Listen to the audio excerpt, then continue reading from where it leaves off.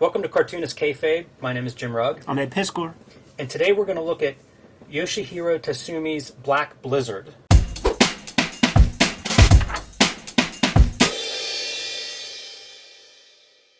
I heard about this from his memoir, A Drifting Life. Famously, he had to draw the thing in like a weekend or something, like 120 pages in 3 days or some crazy.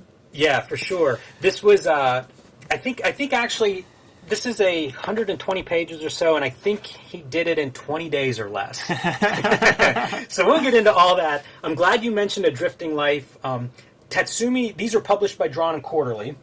They published several collections of his work in the 2000s, and it was linked with Adrian Tomine. I don't know if he was editing that. He became friends with Tatsumi. I think he was a fan of his and maybe brought it to Drawn and Quarterly, and I apologize if I'm getting some of these details wrong, but he's closely associated with this stuff. He created a font for it. Right.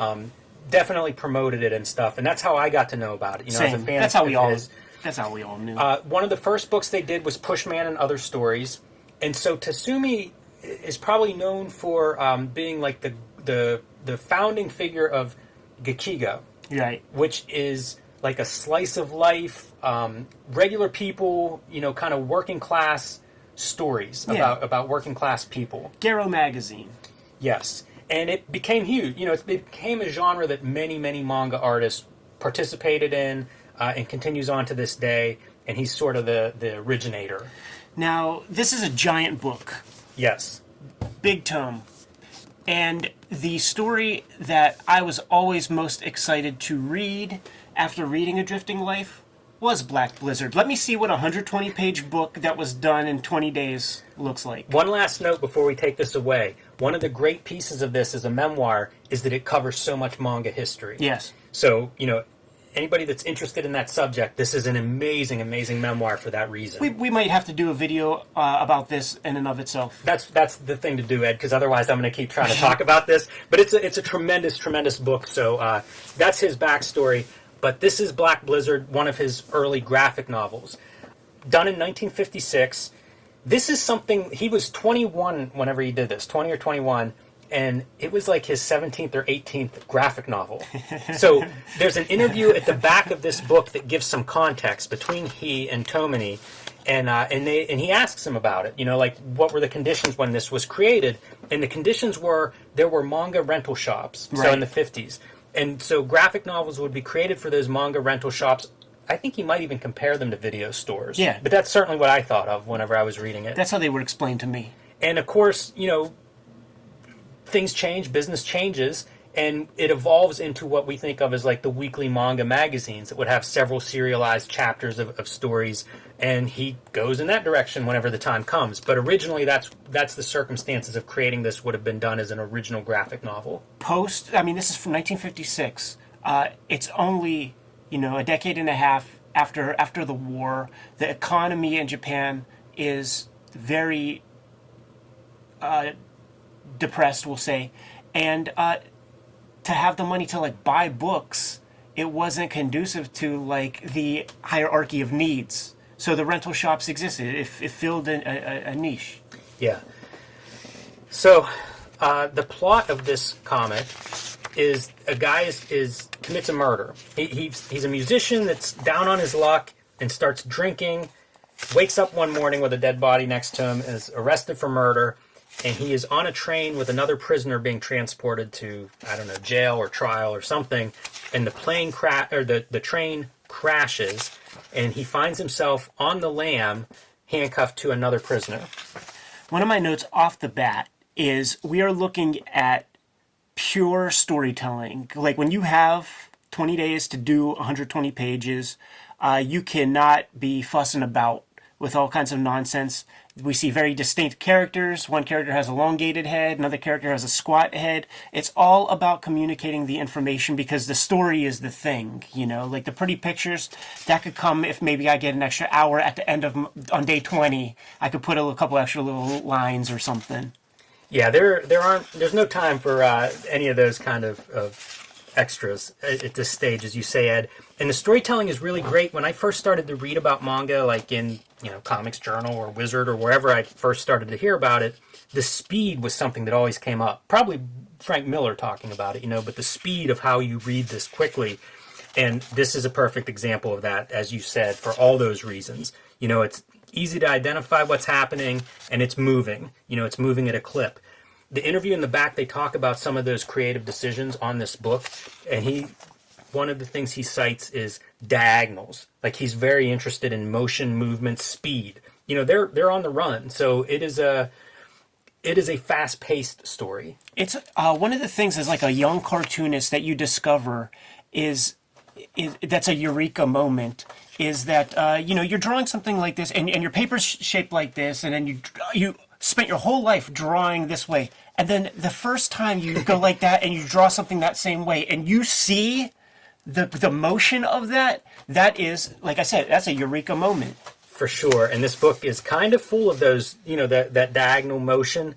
Almost everything, once they get on the lamb, almost everything has that diagonal. It's just pushing. It's just constantly moving. The characters are never set up. Like static would be horizontals and verticals, and you just don't see it in this. And once again, more shorthand. You got the character with the black jacket, the character with this texture on his jacket, because we need to move through this thing, man, and you need to be able to identify these guys easily. Facial hair, no facial hair. Right. It really is. Whatever you get to see, whatever little glimpse you have of these guys, you know who's who. Not far from your Johan Peterson gimmicks, man. Yeah, that's a good call on that, Ed. So I don't want to spoil anything. Okay, that's fair. This is it's not a mystery story, but it is a plot-driven story, and I don't want to give any of that away. But I just wanted to kind of show this off because I read it recently for the first time. Tatsumi's a guy I was reading like Pushman when it was published, A Drifting Life. It's one of the few comics that I remember reading Pushman in bed at night and having the thought, this is a perfect comic. Mm-hmm. Like, there's nothing that... What else could you do? There's no way to improve this. It's perfect. And it's a great cartoonist, so it's cool to see his early efforts, and you can see some of that creativity. Even whenever he's working super fast to draw all of this, he's still being very inventive on the page. Makes me think about... there's got to be... And maybe this comes up in 24-hour comics. I've never really participated, but my mind is going to the Herb Trimpe Iron Man comic because, famously, it's a 24-hour comic, and there's a composition where these missiles shoot out of a submarine in New York Harbor, and it's ridiculous that you have to think about that and only have maybe 1 hour to draw that. So that's sort of what this is right here, man. If this is just like a teaser thing, that's fine. But I'm going to scoop this up and I'm going to read it. And if it's worthy of more of a deep dive, or even if the interview in the back creates a reason to talk about it, there's going to be another Black Blizzard video. Yeah, I'm happy to talk more about it. I'm happy to talk more about Tatsumi. We could combine it with some of his other work that's available in English and kind of give an overview. But he's a prolific cartoonist, very influential. Thank you to Adrian Tomine and Drawn and Quarterly for publishing a bunch of his work. Shouts to, it's probably Zach Davidson who did the translation. He did a lot of translation stuff for Drawn and Quarterly. He's a Kayfaber. Ryan Holmberg, he's like another, back in, there's generations. It was first Frederick Schott was the guy, man, who was doing like the early translations. Then you had the Studio Proteus. Torrin Smith was a name you would see on stuff. Joe Duffy. Some info from some of those guys that were on the front lines. But the cool thing about nowadays is like Zach Davidson and Ryan Holmberg, they're not trying to do like Kanikumen. They're bringing us Gekiga and more interesting, Garo manga and things. And this is a great package. That's the other thing I always admire in these books is whenever they take the extra time to give us some extra context. Yeah. Tell us what we're looking at. Tell us what we should make sure we don't miss or overlook. So Adrian Tomine, edited, designed, and lettered by him. The translated by Akami Wegmuller.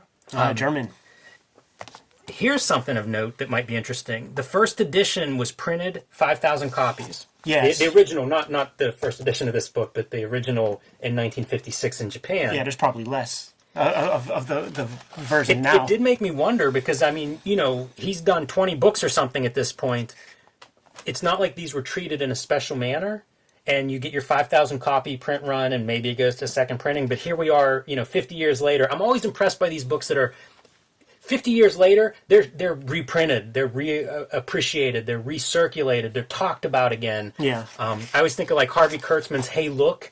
You know, it was throwaway pages when it was originally published. It was he got to draw Hey Look because the pages, nobody wanted them. They were one page like fillers, stuff that wasn't sold for ads. Well, guess what? That's the stuff that's reprinted 50 years later and still talked about and looked at and thought about. Like, he took this thing and did the best with it, and here we are with another example of that, of like, hey man, you know, there's a reason this book gets reprinted 50 years later as opposed to his other 17 graphic novels that preceded it. You know, it's a lightning in a bottle in some ways. Interesting to think about, like that 5,000 copies, and this is for the rental manga space. So there were, you know, presumably 5,000, 6,000 venues where the rental manga would be read.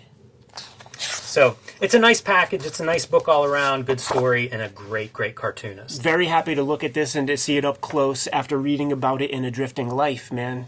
And there's a lot in there, Ed, that I feel that I can take and put in my work and be better as a cartoonist. So, you know, it's almost 70, it's 64 years old at this point, and as relevant as ever.